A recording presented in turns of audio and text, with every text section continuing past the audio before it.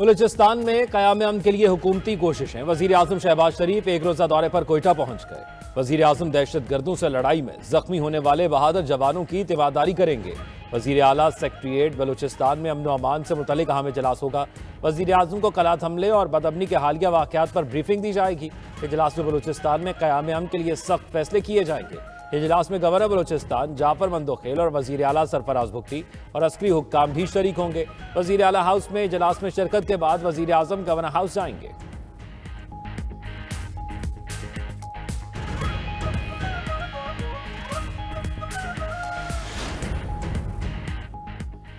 हमारे सामने सवाल यह है, आर्मी एक्ट का इतलाक किस पर होगा? जस्टिस जमाल मंदोखेल का सिविलियंस के मिलिट्री ट्रायल के केस में सवाल। रिमार्क्स दिए, खुदा न खास्ता पार्लियामेंट, सुप्रीम कोर्ट और जीएचक्यू पर दहशतगर्दी का हमला होता है। पार्लियामेंट और सुप्रीम कोर्ट पर हमले का ट्रायल इंसदाद दहशतगर्दी अदालत में चलेगा। जीएचक्यू पर हमले का केस मिलिट्री कोर्ट में चलेगा। मेरी नजर में तीनों हमले एक जैसे ही हैं, तो तफरीक क्यों और कैसे की जाती है? वकील ख्वाजा अहमद हुसैन ने दलाइल में कहा, अदालत ऐसा दरवाजा ना खोले जिससे सिविलियंस का मिलिट्री कोर्ट्स में ट्रायल हो। जस्टिस अमीनुद्दीन खान बोले, हम कोई दरवाजा नहीं खोल रहे, हमने सिर्फ ये देखना है अपील मंजूर की जाती है या खारिज की जाती है। साबिक चीफ जस्टिस जवाद एस खाजा के वकील ख्वाजा अहमद हुसैन के दलाइल मुकम्मल। वकील ख्वाजा अहमद हुसैन की अपील पर आईनी बेंच ने साबिक चीफ जस्टिस जवाद एस खाजा पर आयद जुर्माने का हुक्मनामा वापस ले लिया। फौजी अदालत से सजा याफ्ता मुजरिम के वकील सलमान अकरम राजा के दलाइल जारी। पेशावर हाईकोर्ट में लापता अफराद से मुतल्लिक दरखास्तों पर समाअत। अदालत ने 10 लापता अफराद केसेस में वफाकी हुकूमत से जवाब तलब किया। 4 लापता अफराद के केसेस में सूबाई हुकूमत से भी जवाब तलब। दरखास्तों पर समाअत चीफ जस्टिस इश्तियाक इब्राहिम ने की।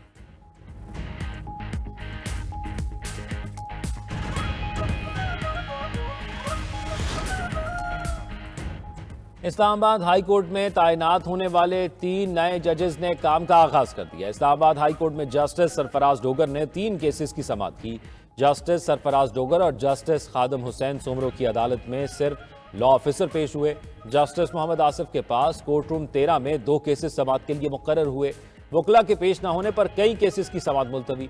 वकला की अदम पेशी पर जस्टिस मियां गुल हसन औरंगजेब की केसेस की लिस्ट जारी, जल्द खत्म होगी। जस्टिस तारिक जहांगीरी की अदालत में भी केसेस ज्यादातर वकला की अदम पेशी पर मुलतवी। इस्लामाबाद की तीनों बार्स की हाई कोर्ट जजेस के तबादलों के खिलाफ हड़ताल। शहर इक़्तिदार के वकला ने तमाम अदालती कार्रवाइयों का बायकॉट कर दिया।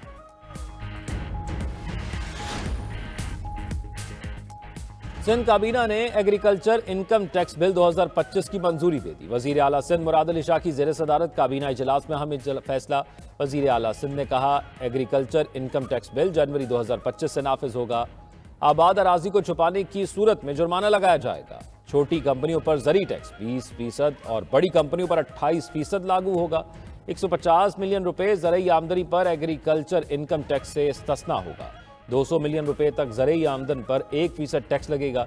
250 मिलियन रुपए तक ज़रई आमदन पर 2% टैक्स होगा। 350 मिलियन रुपए तक ज़रई आमदन पर 4% टैक्स लगेगा।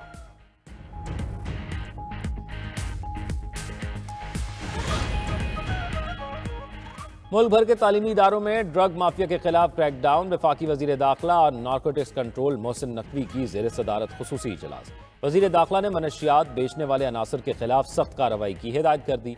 मनशियात की स्मगलिंग की रोकथाम के लिए एयरपोर्ट्स पर चेकिंग मजीद सख्त करने की भी हिदायत। मोहसिन नकवी ने कहा, मनशियात के बड़े डीलर्स को हर सूरत कानून की गिरफ्त में लाया जाए। सरहदी इलाकों में ड्रोन्स के जरिए मनशियात का कारोबार करने वाले अनासर के खिलाफ बिला इम्तियाज एक्शन लिया जाए। महदूद वसाइल के बावजूद ANF की कारकर्दगी लायक 27 है।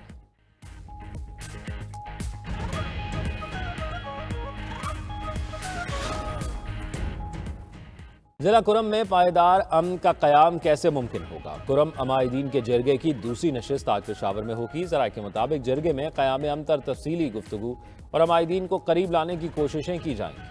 कुरम के मसले पर बातचीत के लिए पहली नशिस्त कल इस्लामाबाद में हुई थी। दूसरी जानिब अमन मुआहदे के तहत कुरम में बंकर्स की मिसमारी का काम जारी। जिला इंतजामिया के मुताबिक अब तक मजमूई तौर पर 24 बंकर्स मिसमार किए जा चुके। उधर टल से पारा चनार अशिया खुर्दनोश के काफिले की रवानगी आज मुतवक्के। 100 गाड़ियों का काफिला हंगू से रवानगी का मुंतज़िर।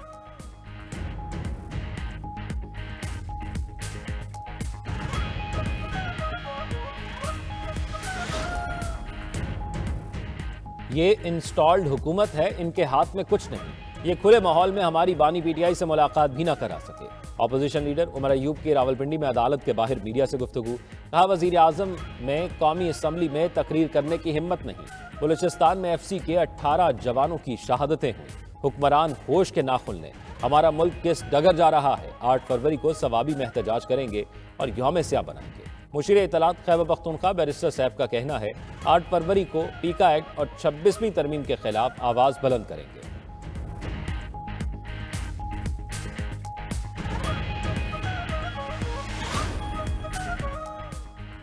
मुल्की एहतजाज पर हुकूमत ने पीका एक्ट में तरमीम का इंदिया दे दिया। वफाकी वजीर इत्तलात अता तारड़ का लाहौर में तकरीब से खिताब। कहा, मुशावरत से पीका एक्ट में तरमीम लाई जा सकती है। बताया जाए तरमीम की किस सिक पर एतराज़ है। पीका एक्ट सिर्फ डिजिटल मीडिया को कंट्रोल करने के लिए लाया गया। मुल्क में डिजिटल मीडिया को कंट्रोल करने के लिए कोई कानून नहीं था। डिजिटल मीडिया पर दिन रात खवातीन की हरासमेंट होती है। क्या इन चीज़ों को देखने के लिए कोई साइबर इदारा है? ये कानून आज़ादी इजहार राय के तहफ़्फ़ुज़ के लिए लाया गया है। इदारों पर हमले नाकाबिले बर्दाश्त हैं। कुछ लोग जो दिल में आता है बोल देते हैं।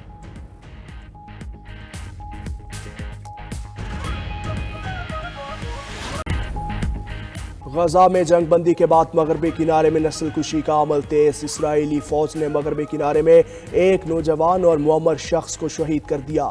जंगबंदी के बाद मगरबी किनारे में अब तक 27 फलस्तीनी शहीद हो चुके। उधर इसराइली फौज ने जनीन कैंप में 23 घरों को धमाके से तबाह कर दिया। जनीन ऑपरेशन में 15,000 फलस्तीनियों को ज़बरदस्ती बेघर कर दिया। इसराइली आबादकारों ने तारीखी कस्बे सलवान के कब्रिस्तान पर भी कब्जा कर लिया। कतरी वज़ीर आज़म का इसराइल और हमास पर दूसरे मरहले के मुज़ाकरात पर जोर। कहा, दूसरे मरहले के मुज़ाकरात पहले मरहले के 16वें दिन शुरू होना चाहिए थे।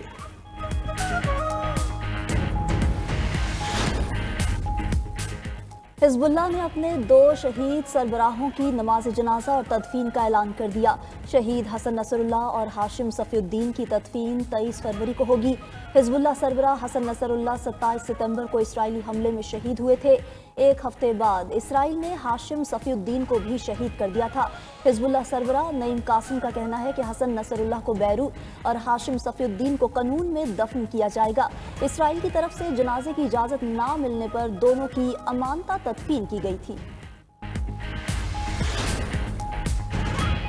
अमेरिकी एयरलाइन का एक और तैयारा हादसे से बाल बाल बच गया। खबर एजेंसी के मुताबिक अमेरिका में टेक ऑफ के दौरान मुसाफिर तैयारे में आग लग गई। ह्यूस्टन के जॉर्ज बुश हवाई अड्डे पर वाकया पेश आया। यूनाइटेड एयरलाइन की परवाज ह्यूस्टन से न्यूयॉर्क जाने वाली थी। टेक ऑफ के दौरान तैयारे के इंजन में आग भड़क उठी। तमाम मुसाफिरों को फौरी तौर पर तैयारे से नीचे उतार लिया गया।